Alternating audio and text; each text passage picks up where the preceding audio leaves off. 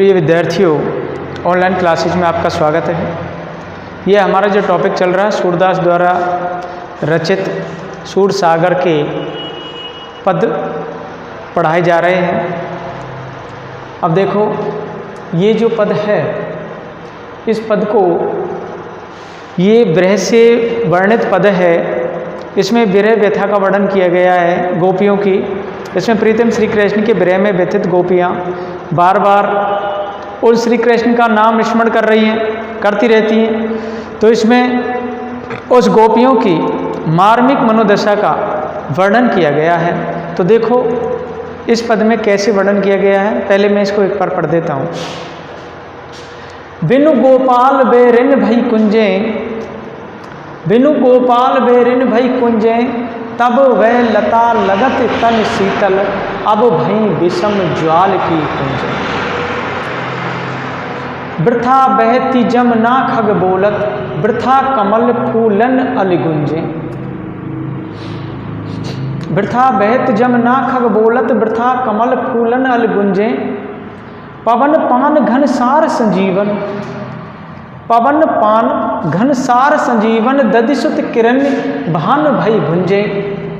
ये ऊदो कयो मादो, मदन मार कीने हम लुंजे। सूरदास प्रभु तुमरे दरस को, मग जोबत अखियाँ भई गुंजे।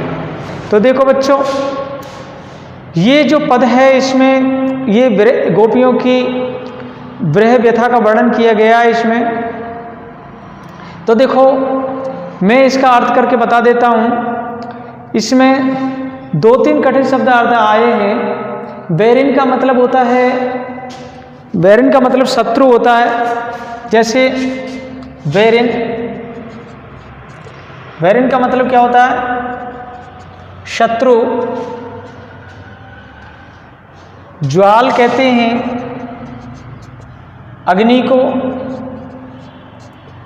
ज्वाल अग्नि को कहते हैं।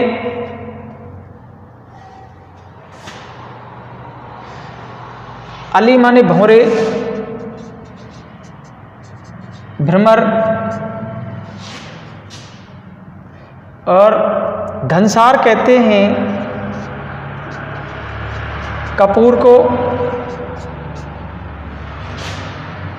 घनसार कपूर को कहते हैं। और दधिसुत है जो चंद्रमा को कहा जाता है।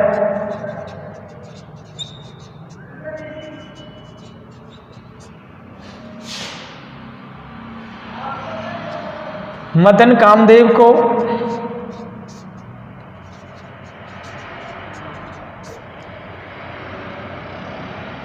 मग माने रास्ता,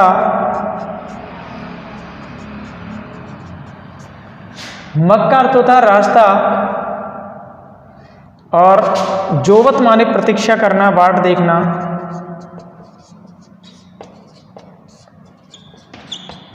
तो देखो बच्चों, ये इसके कठिन शब्दार्थ हैं। बिन गोप, बैरिन माने शत्रु, ज्वाल माने अग्नि, अली माने भ्रमर, घनसार कहते हैं कपूर को, दधिसुत कहते हैं चंद्रमा, और मदन माने कामदेव, मग माने रास्ता, जोवत माने प्रतीक्षा करना। तो देखो मैं इसका अब अर्थ कर देता हूँ। बिन गोपाल बेरिन भई कुंजे, तब वे लता लगत अति शीतल, अब भई विषम ज्वाल की कुंजे। देखो इसमें गोपियाँ विरह व्यथा से पीड़ित रहती हैं। तो विरह व्यथा से पीड़ित गोपियाँ क्या कहती हैं कि वे कहती हैं कि हमारे जो प्रियतम श्री कृष्ण हैं, उस श्री कृष्ण के बिना, उस श्री कृष्ण के बिना उनकी जो सरस क्रीड़ाएं, उन सरस क्रीड़ाओं के आधार पर ये कुंज भी आज हमारे लिए शत्रु के समान दिखाई दे रही है। ये कुंज शत्रु के समान दिखाई दे रही है, क्योंकि श्री कृष्ण नहीं है उस समय। बिना श्री कृष्ण के, बिना प्रियतम के ये जो कुंज हैं, ये हमें एक शत्रु के समान दिखाई दे रही है। बैरिन मतलब शत्रु। तब वे लता लगत यति शीतल, तब वे लता लगत तन शीतल, अब भई विषम ज्वाल की पुंज। तो देखो वे कहते हैं कि संयोग से समय, संयोग के समय जब मिलान होता है, मिलन होता है, तो संयोग के समय ब्रज की ये जो लता हैं, ये कितनी सुखकारी अनुभव होती हैं। संयोग के समय तो ये लताएं सुखकारी अनुभव होती थी, किंतु अब विरह दशा में, अब जो विरह दशा हो रही है, उस विरह दशा में ये जो लताएं, ये हमें एक अग्नि की लपटों के समान दिखाई दे रही हैं।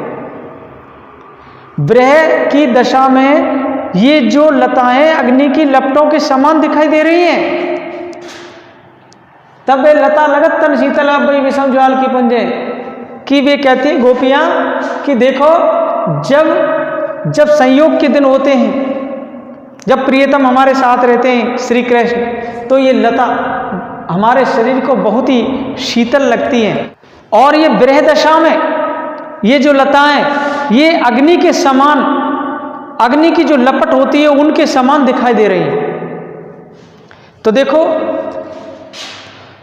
वृथा बहती जमुना खग बोलत, वृथा कमल फूलन अल गुंजे, पवन पान घन सार संजीवन, दधिसुत किरण भान वही गुंजे। तो गोपियां क्या कहती हैं? देखो, यमुना का जो प्रवाह होता है पानी का, जो स्वतंत्रता पूर्वक यमुना बहती है, जो उस पानी का जो प्रवाह होता है, पानी का प्रवाह, कोकुल की जो कोयल होती है, कोयल की मधुर ध्वनि, और कमल होते हैं, कमलों का एक प्रफुल्ल विकास, और भ्रमरों का कलरव गान, आज ये सब कुछ व्यर्थ दिखाई दे रहे हैं। आज ये सब व्यर्थ दिखाई दे रहे हैं, ये हमें अच्छे नहीं लग रहे हैं। देखो, पवन पान घन सार संजीवन, दधिसुत किरण भान भाई गुंजे। तो इसमें कवि कहते हैं कि, गोपियां कहती है कि शीतल पवन, शीतल जल, कपूर और अमृतमयी जो इसकी जो चंद्र किरणें हैं, अमृतमयी चंद्र किरणें, ये सब शीतल सुखदायी उपकरण आज हमें सूर्य की किरणों के समान संतापकारी लग रहे हैं। बिना श्री कृष्ण के ये शीतल पवन, ये शीतल जल, कपूर और ये जो अमृत रूपी जो किरणें हैं चंद्रमा की, ये जो जितने भी उपकरण हैं जो हमें सुख देने वाले थे, वे आज हमें सूर्य की किरणों के समान संतापकारी लग रहे हैं। तो देखो, ये उधो कहियो माधो, मदन मार की ने हम लुंजे, सूरदास प्रभु तुमरे दरस को, मग जोवत अखियां भई गुंजे। तो वे गोपियां कहती हैं कि हे उद्धव जी, श्री कृष्ण से कहना कि कामदेव ने मारकर हमें शिथिल बना दिया है, हमारा पूरा शरीर कृशकाय कर दिया है, क्षीण कर दिया है।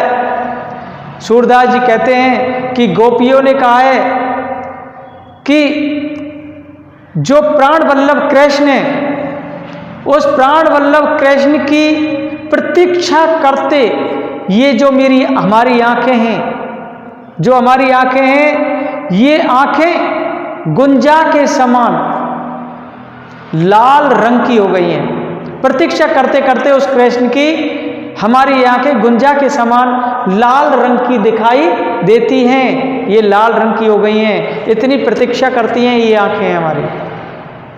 तो देखो, इसमें गोपियों की विरह दशा का मार्मिक चित्रण किया गया है। इसमें बताया है कि संयोग काल में तो ये उपकरण हैं सुखदायी लगते हैं, और वियोग काल में ये उपकरण एक व्यथा बढ़ाने वाले लगते हैं, पीड़ा पहुंचाने वाले लगते हैं। इसमें अनुप्रास और उपमा अलंकार का प्रयोग किया गया है।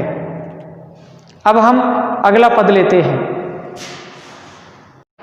प्रिय विद्यार्थियों, देखो, इस पद को हम अब पढ़ करके सुना देते हैं। देखिए कालिंदी यतिकारी, अहो पति कहियो उन हरिशो, भई विरह जुर्जारी, गिरि प्रंजकते गिरती धरनी धसी, तरंग तरफ तन भारी, तटवारू उपचार चूर, जलपूर प्रस्वेद पनारी, विगलित कचकुस कांस कुल पर, पंकजु काजल सारी, भौर भ्रमत अति भृति भ्रमित गति, निस दिन दीन दुखारी।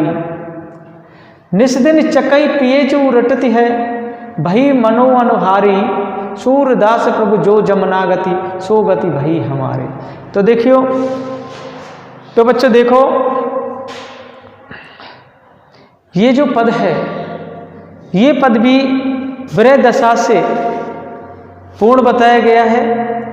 इसमें भी एक जो गोपियाँ होती हैं, गोपियों को यमुना के रूपक के माध्यम से उनकी विरह दशा का वर्णन किया गया है। गोपियों की जो विरह दशा है वो यमुना के रूपक के माध्यम से की गई है। तो देखो, अब हम जो ये पद है, इसमें यमुना के रूपक के माध्यम से गोपियों की विरह दशा कैसी बताई है, तो इस पद के माध्यम से हम आपको समझाते हैं। देखो, देखिए तो कालिंद ये अधिकारी, अहो पथिक कहियो उन हरिसो, भई विरह जुड़ जारी। तो गोपियाँ किसी पथिक अथवा उद्धव से कहती हैं, गोपियाँ उद्धव से कहती हैं कि यमुना नदी आजकल बहुत ही काली दिखाई दे रही है।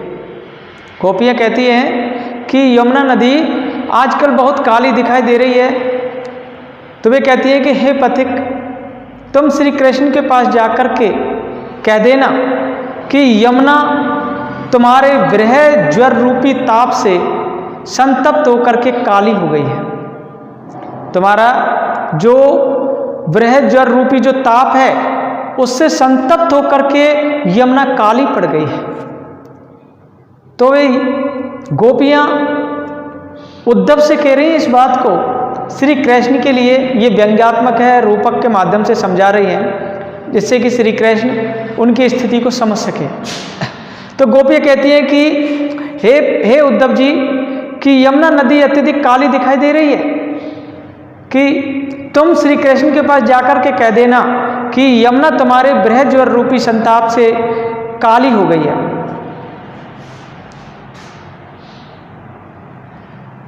गिरि प्रंजकते गिरती धरनी धसी, तरंग तरफ तन भारी। तटवारू उपचार चूर जल पूर प्रसेद पनारी। तो देखो, ये यमुना मानो धरती रूपी पलंग पर पड़कर, ये यमुना धरती रूपी पलंग पर पड़कर के, इस धरती को एक पलंग का रूप बताया कि यमुना धरती रूपी पलंग पर पड़कर नीचे धंसती हुई, जमीन के अंदर नीचे धंसती हुई अपनी तरंग रूपी तड़पन से व्यथित शरीर वाली हो रही है। तरंग रूपी जो तड़पन है, उससे ये व्यथित शरीर वाली हो रही है, व्याकुल हो रही है। इसके शरीर में तरंग रूपी तड़पन बहुत बढ़ रही है। इसके जो शरीर है, उसमें जो तरंग रूपी तड़पन है वह बहुत बढ़ रही है। इसके विरह ज्वर का जो उपचार करने के लिए, इसके विरह ज्वर का उपचार करने के लिए तटवारू उपचार चूर जल पूर प्रसेद परारू, इसका जो विरह ज्वर है उसका उपचार करने के लिए, उसका इलाज करने के लिए मानव तटवर्ती औषधियों का चूर्ण दिया जा रहा है। ऐसा लग रहा है जैसे कि उसके तट पर जो औषधियां हैं यमुना के किनारे, उसका चूर्ण दिया जा रहा है और जल प्रवाह रूपी पसीने की धारा इसके शरीर से बह रही है। प्रस्वेद कहते हैं पसीना। जल प्रवाह रूपी जो पसीने की धारा है वह इसके शरीर से बह रही है और इसके लिए औषधियों के रूप में क्या दिया जा रहा है? चूर्ण दिया जा रहा है। किसका? इसके तट पर जो औषधियां हैं उनका चूर्ण दिया जा रहा है। किसके लिए? यमुना के लिए। विगलित कच कुश कांस कुल पर पंकज काजल सारी, भौर भ्रमत अति फिरती भ्रमित गति निस्दिन दीन दुखारी। तो देखो, तर पर उगे हुए जो तट होता है यमुना का, उस तट पर उगे हुए जो घास फूस है या कुश है, मानो इसके बिखरे हुए बाल हैं। जो तट पर, यमुना के तट पर जो घास है, कुश है, कांस है, वो ऐसे लग रहे हैं जैसे कि इस यमुना नदी के बाल हों। और इसमें जो कीचड़ है ना, कीचड़, वो कीचड़ तो ऐसी लग रही है जैसे मानो बिखरा हुआ उसका काजल है, बिखरा हुआ काजल है, जिससे इसकी जलराशि रूपी जो साड़ी है वो मैली हो गई है। इसकी जल राशि रूपी जो साड़ी है वो मैली हो गई है। भौर भ्रमत अति फिरत भ्रमित गति निस्दिन दीन दुखारी। तो देखो इसके ऊपर जो भमरे हैं ना, भमरे भ्रमर, वे मंडरा रहे हैं, वे मानो है इसकी व्यथित बुद्धि को चारों ओर घुमा रहे हैं। ऐसे लग रहे हैं जैसे कि इसकी बुद्धि को चारों ओर घुमा रहे हैं, अर्थात विरह ज्वर से इसकी बुद्धि भ्रमित हो गई। किसकी? यमुना की। और यह व्यथित अंगों वाली होकर के भटक रही है, इसकी बुद्धि भ्रमित हो गई है और ये व्यथित अंगों वाली होकर के ये भटक रही है, ऐसे लग रही है।